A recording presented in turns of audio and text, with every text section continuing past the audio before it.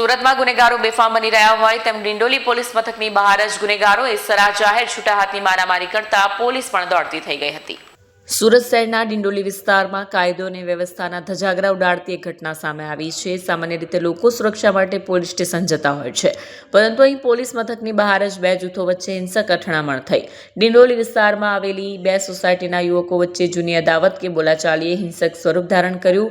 જો કે નવાઈની વાત એ છે કે આ મારામારી પોલીસ સ્ટેશનના પટાંગણમાં અને તેની બહાર રોડ પર જ થઈ હતી, જેના કારણે પોલીસની હાજરીનો પણ આરોપીઓમાં ડર ન હોય તેવું ચિત્ર ઉપસ્યું છે। બનાવને લઈને પોલીસે દોડી જઈ मामलो ठाड़े पाड़ो हतो। मेरा नाम कुंदन मानसिंह राजपूत है। मैं इधर समाधान करने के लिए आया था। कल रात को झगड़ा हुआ था, उस हिसाब से समाधान करने आया था। बाकी पूरा लिखान वकील के हाथ से लिखान उखान करा के जमा करवा दिया पीएसओ में, और ये मेरा रिसीव कॉपी मैंने ले लिया है। उसके बाद हम लोग यहाँ पे खड़े थे चाय पीने के लिए। सामने वाली पार्टी आई, कम से कम 12-20 लोगों को